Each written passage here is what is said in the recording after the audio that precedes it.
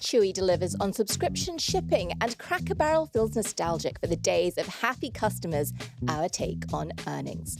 Walmart's 3D printing entire buildings, and GE Vernova is riding the power demand wave. We roll through those headlines. And it is Fed Rate Day. We break down today's quarter-point cut, the cause, the controversy, and why we think it's just the wrong call. For Wednesday, December 10th, it's Brew Markets Daily, and I'm Anne Berry.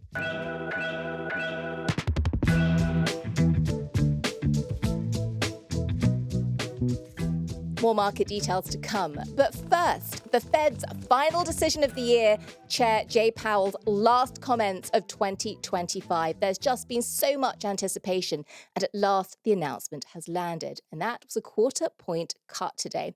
Though the market generally expected it, a rate cut was actually never a slam dunk. So just why did the Fed do it? Yes, there's been pressure from the White House to cut, as well as prominent analysts arguing that labor market softness would justify a third rate drop this year if the Fed went in that direction.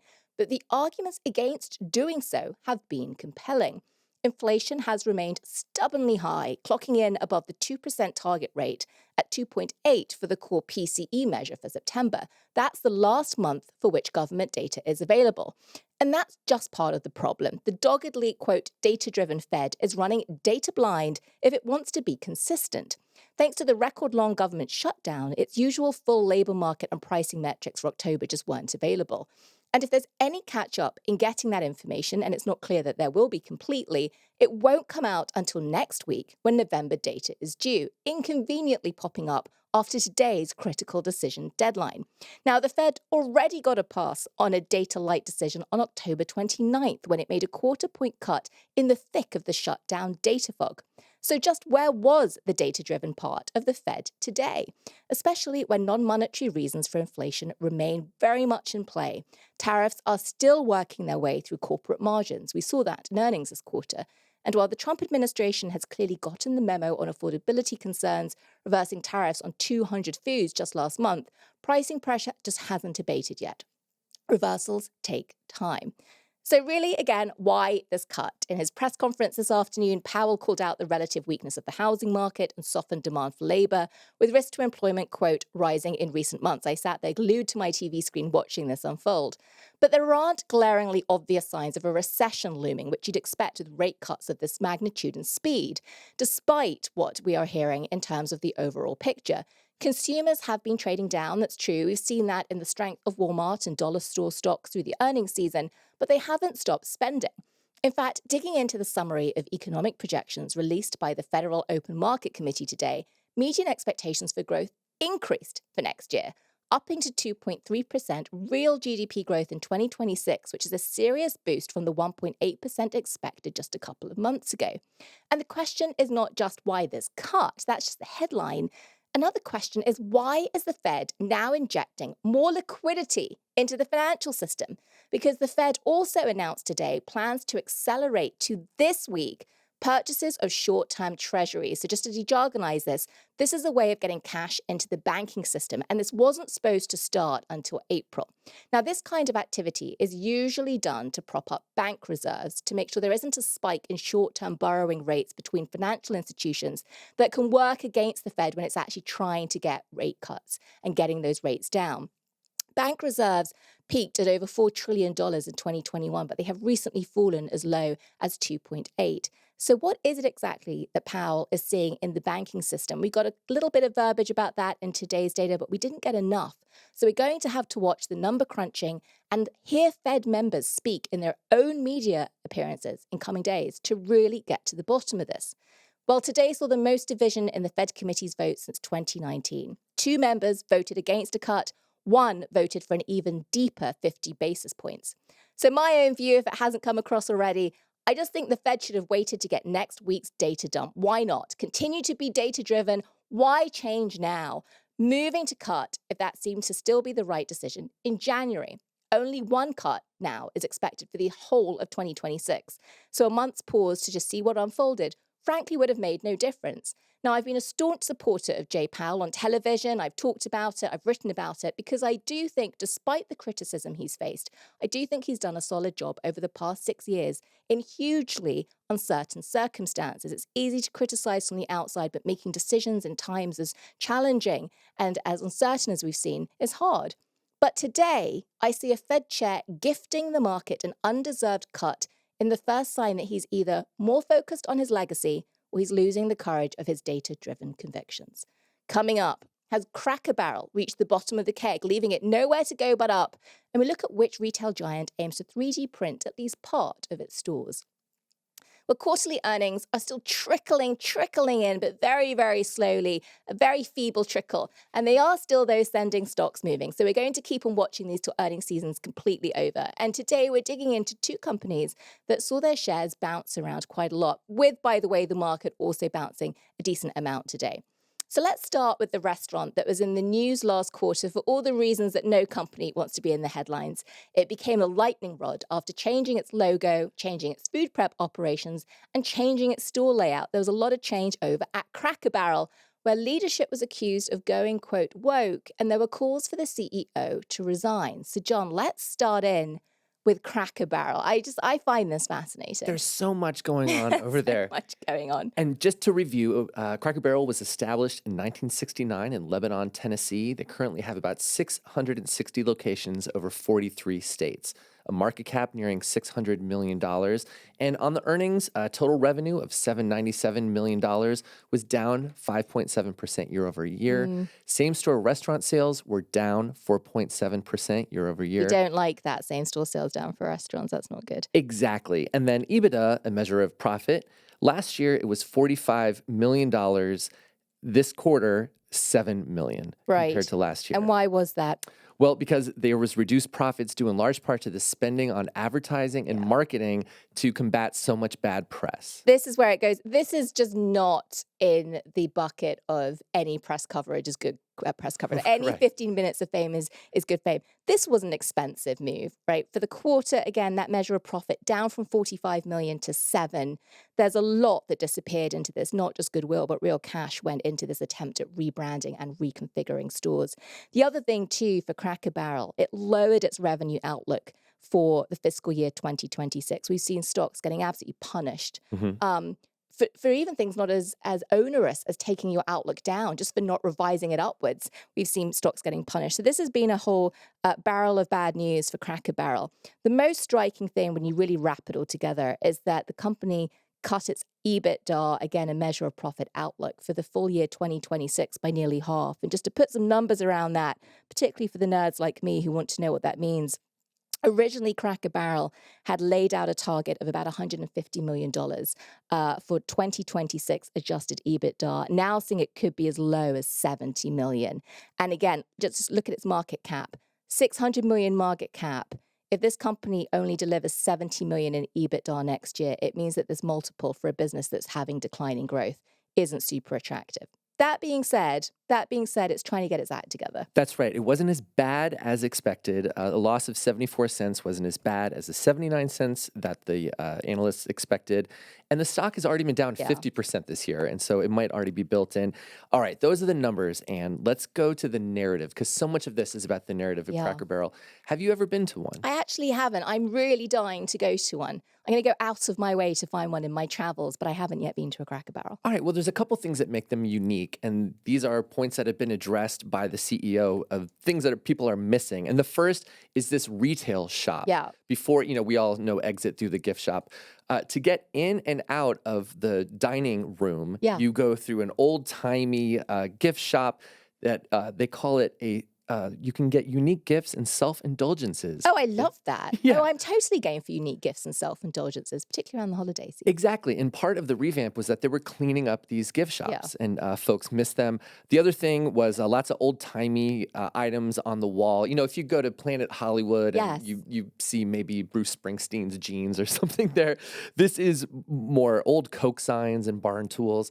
Also part of the revamp, but they were cleaning those things up, making the restaurants brighter, and folks missed that experience.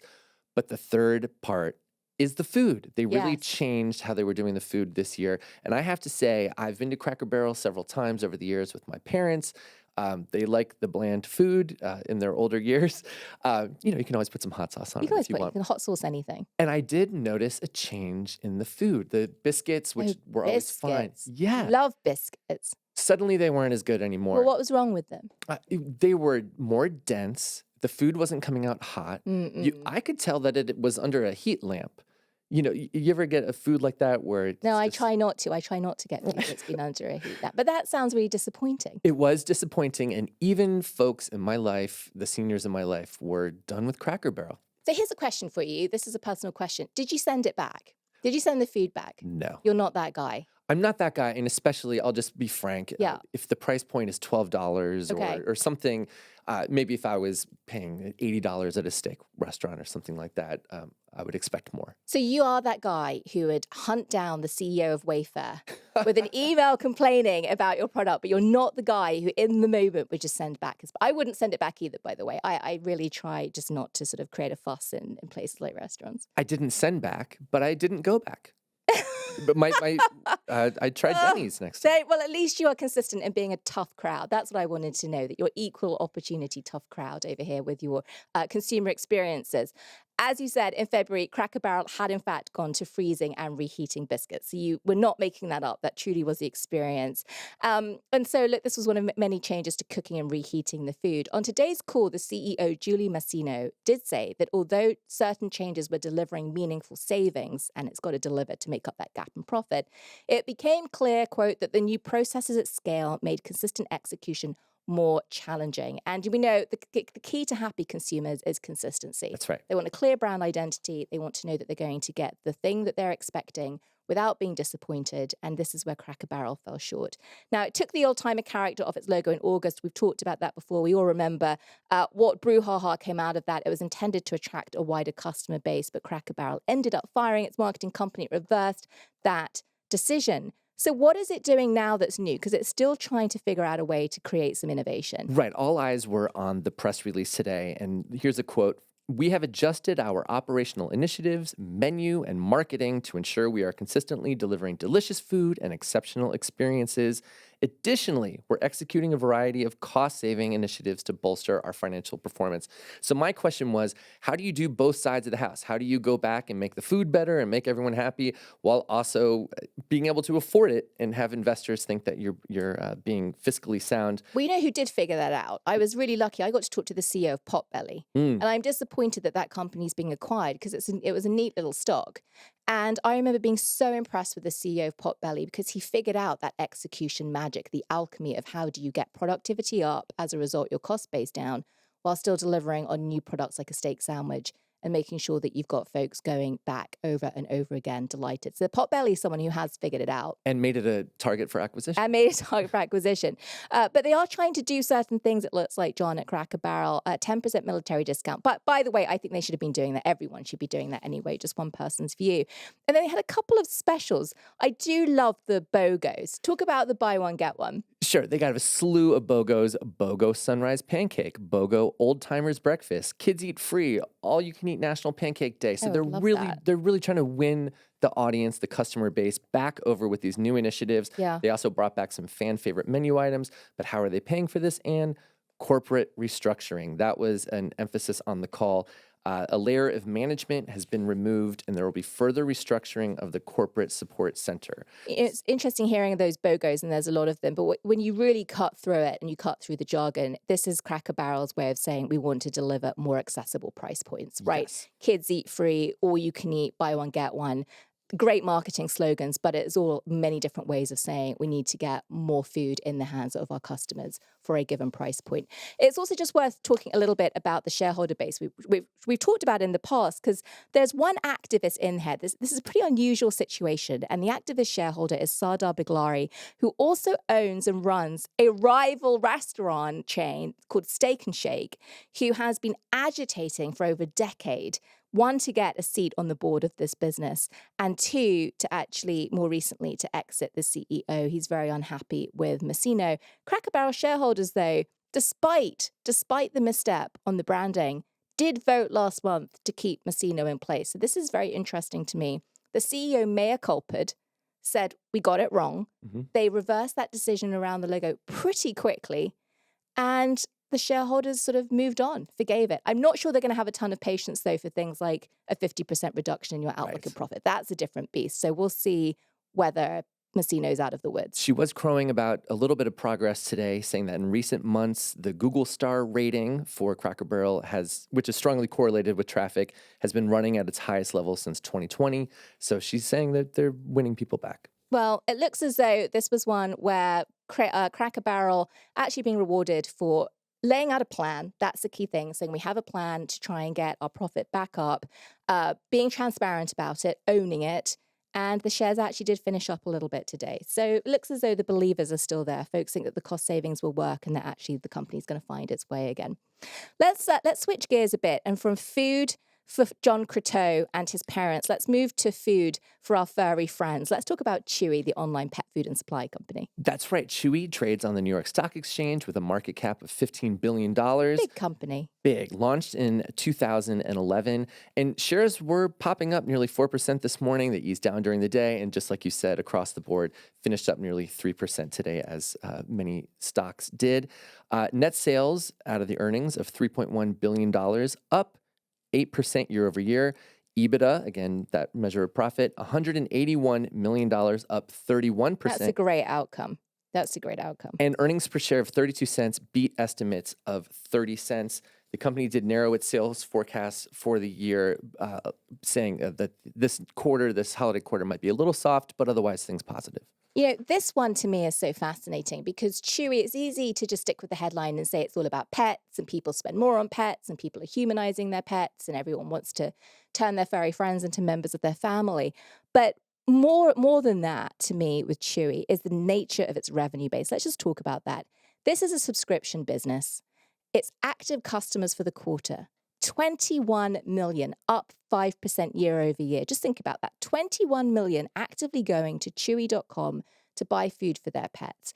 Now, the net sales per active customer was also up 5% year over year. So just think about that again. 5% more customers spending 5% more. So that to me seems very healthy. Now, one of the things that Chewy has been doing, which I do think is a pretty cheeky tactic, but I salute it, I think it's really interesting and it's clearly working, is auto shipping. Yes. So it's not just having subscription, it's literally a set it and forget it for food for your pets. So for example, sending out a bag of kibble every 3 weeks, which is a version of personalization, right? It's understanding the consumption rate and the velocity of using their products with your pets.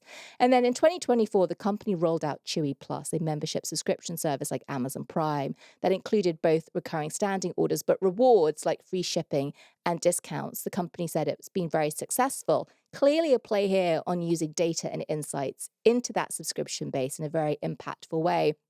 And if you just take a look at this pricing, again, Chewy Plus rolled out only last year, initially at $49 a year with a 30-day free trial, up to $79 in October. I mean, that's just really strong inflation.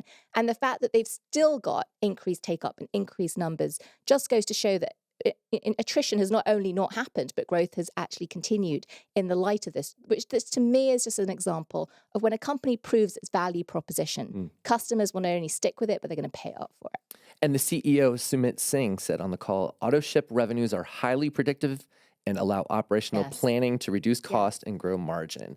All right, so we've talked about Petco and that we've identified their competitive advantage of having 1,000 brick-and-mortar stores. It's where the pets go. It's experiential. They have events, grooming, vet clinics. Well, Chewy, which I think of as an online retailer, is continuing to expand its nascent vet services. They opened the first physical location less than 2 years ago, and then now there's 14 locations in 5 states. And so this is a real change. And on the call, the leadership said each clinic acts as both an acquisition channel and a retention driver, supporting deeper auto ship and health program anticipation. Because again, as we said, if you take your dog in and it gets prescribed some sort of medication, well, there you go. That's another profit center for Chewy. Now the source of data, another referral mechanism. Just for comparison, Petco operates over 1,000 health and grooming locations, over 250 full-service Vetco total care hospitals. It's pretty ubiquitous. So Chewy didn't explicitly use the word vet in its earnings press release, but it's clearly, as an overall strategic matter, even if it wasn't an emphasis for this quarter, something that Chewy is leaning into. It is expensive, but just as with humans and experiential in stores to supplement e-commerce, so it goes also with pets. Very similar there in terms of the investment thesis. Chewy shares up 4% year to date. Now, if you think about the overall performance of the stock market, 4% year to date is almost like being flat at this point. So there are still things that are being figured out. And one of the key issues here is the share price of Chewy did hit about $100 over the pandemic. So it's really, despite its growth, still trying to claw its way back to a valuation that it was always going to be very difficult for it to live on up to. Well, let's take a quick break. And when we come back, hyperscalers and AI data centers need energy. And we're going to take a look at which legacy company intends to deliver it.